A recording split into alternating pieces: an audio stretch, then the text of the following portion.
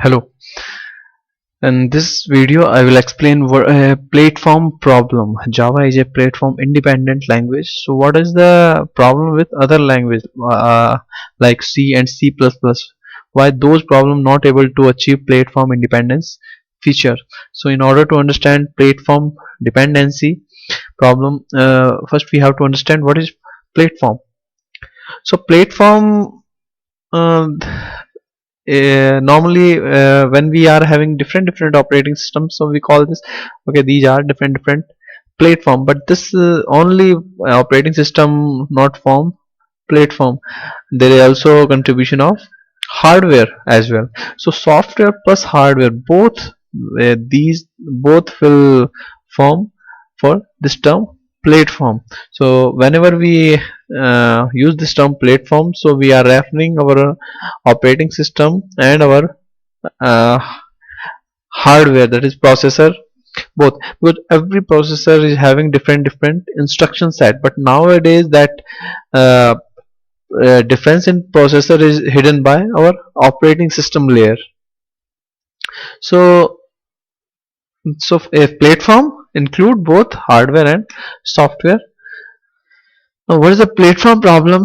Normally, if you are aware of TCC, Turbo C compiler, which is used in academic institution for study purpose only.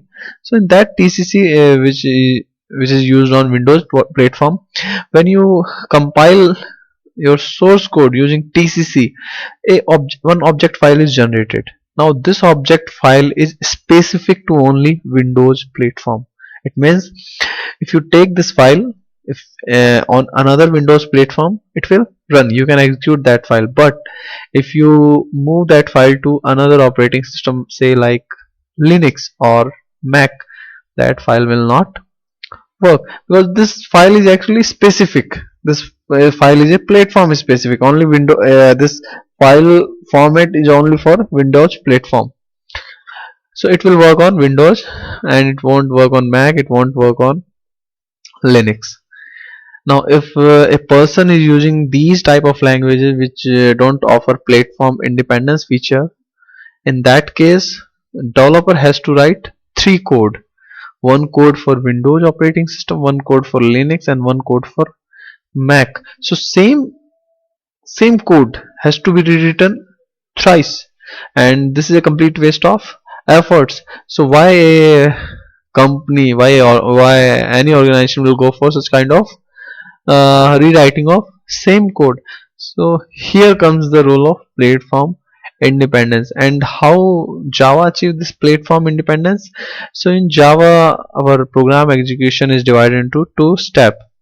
So first step, we compile our program using compiler. Name of Java compiler is Java C. And second part, execution, and this is done by interpreter. So Java is a language which use both compiler plus interpreter. Name of Java interpreter is Java. So here if you can see, Java source code is converted into intermediate code. Now this code is not specific to any platform. This is actually not a code for any operating system specific. This intermediate code, actually this having instruction for JVM.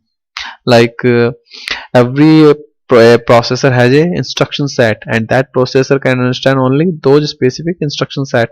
Similarly, Java has created a processor in form of software, and that is known as Java virtual machine. The reason why we are calling it virtual, because there is no machine in real from Java. This Java is all software. So in terms of software, Java actually created a processor who execute Java code. So this intermediate code uses an instruction set for that JVM.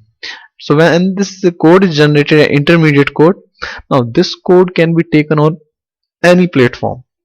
This is not a platform specific code. So if you want to run on Linux, say we compile this program on Windows, if you want to run it on Linux, we will take this code on Linux. Now interpreter on Linux take this code and execute this code on Linux platform.